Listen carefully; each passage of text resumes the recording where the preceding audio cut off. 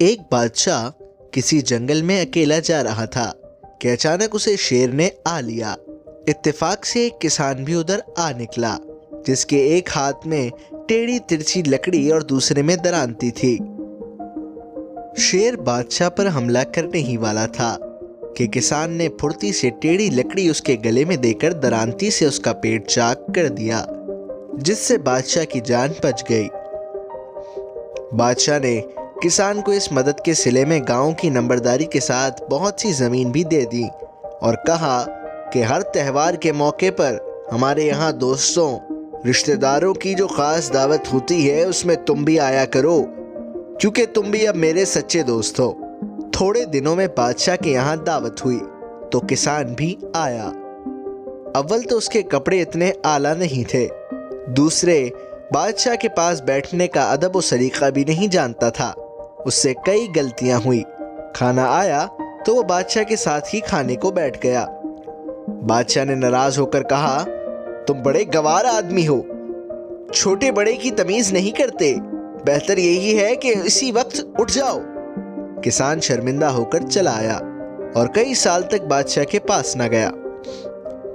ایک دن بادشاہ گاڑی پر سوار ایک تنگ پل سے گزر رہا تھا کہ گاڑی کا ایک پہیا نکل گیا۔ اگر اسی وقت سہارا دے کر اس کی اونچائی دوسرے کے برابر نہ کی جاتی تو بادشاہ دریا میں گر جاتا۔ حسن اتفاق کہیے یا تقدیر کہ وہی کسان اس وقت بھی وہاں موجود تھا۔ اس نے پہیا نکلتے ہی گاڑی کو اپنے بازو پر سنبھال کر بادشاہ کو گرنے سے بچا لیا۔ بادشاہ کسان کی اس دوبارہ خدمت سے اس قدر خوش ہوا کہ اپنے ساتھ لے جا کر کئی دن مہمان رکھا اور چلتے وقت بہت سا انعام دے کر ہمیشہ آنے کی تاکید کر دی۔ کسان نے کہا، بادشاہ سلامت، میں نے 2 دفعہ حضور کی جان بچائی ہے، اب حضور بھی ایک میرا کہا مان لیں کہ میری پیشانی میں درد ہے اور اس کا علاج یہ ہے کہ آپ ایک تلوار کا ہاتھ مار دیں۔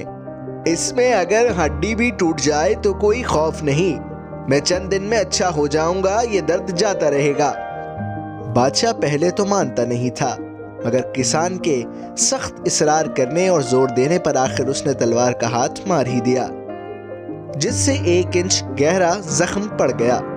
کسان زخم کھا کر چلا گیا اور چند روز میں معمولی علاج سے زخم اچھا ہو گیا۔